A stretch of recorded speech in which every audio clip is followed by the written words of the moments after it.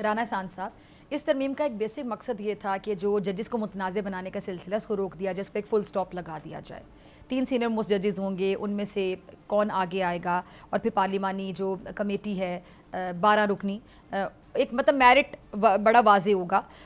इस पर खैर बहुत से लोगों की अब जो राय है आपके सामने आ गई। अब इस तरमीम को भी मुतनाज़ बना दिया गया, तो मुतनाज़ बनाने वाला जो सिलसिला था कि इसका फेवरेट जज या उसका फेवरेट, उसके दिल में उसके लिए सॉफ्ट कॉर्नर या उसके खिलाफ है, इसके दिल में बुग्स है, इस तरह के बयानात सियासतदानों के ऑन रिकॉर्ड हैं किसी न किसी जज के बारे में, किसी न किसी फैसले के बारे में। लेकिन इस तरमीम को भी मुतनाज़ बना दिया गया, तो वो सिलसिला तो फिर भी ना रुका।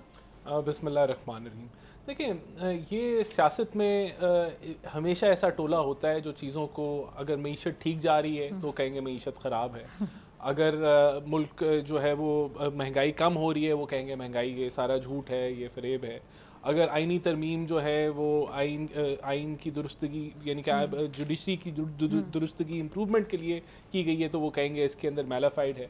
देखिए, दुनिया भर में जो जस्टिस की सिलेक्शन होती है, चीफ जस्टिस की सिलेक्शन होती है, इसके ऊपर दोनों साइडों पे आप डिबेट कर सकते हैं। और ये दर्जनों ममालिक हैं जहाँ एग्जेक्टिव का एक रोल है, पार्लियामेंटेरियंस का रोल है, पार्लिमानी कमेटीज़ का रोल है अपॉइंटमेंट ऑफ जजेस के अंदर। ठीक है। और ये ऐसा कोई हमने अनहोना नहीं किया जो सिर्फ पाकिस्तान में है, दर्जनों ममालिक में ऐसे होता है। तो इसको मैं आपको ये भी बताऊं कि कुछ मुल्कों में ऐसे भी है कि फ़ाल भी निकाला जाता है। एक आधा मुल्क मैंने देखा था कि ये ऐसा ये कंटेंशियस मैटर है कि जहां आप दोनों साइडों पे, अब देखें जब जजेस अपनी जजेस की सिलेक्शन कर रहे थे तो उसके ऊपर आपकी पूरी बार्स का क्या मौक़िफ़ रहा है। जो अकरम राजा साहब हैं उन्होंने इसकी तनकीद की हुई है कि जो जजेस हैं वो भी मखसूस फिर बेंचों से सिलेक्शन, जो मखसूस चेंबर से जजेस की तकर्रियाँ होती हैं और फिर मखसूस जजेस जो कि एक ग्रुप से होते हैं उनको फिर जो है वो एलिवेशन मिलती है। तो ये हमेशा ऐसी डिबेट रहेगी। बहरहाल हमारी एक अच्छी नीयत थी, हमने अच्छी नीयत से जो है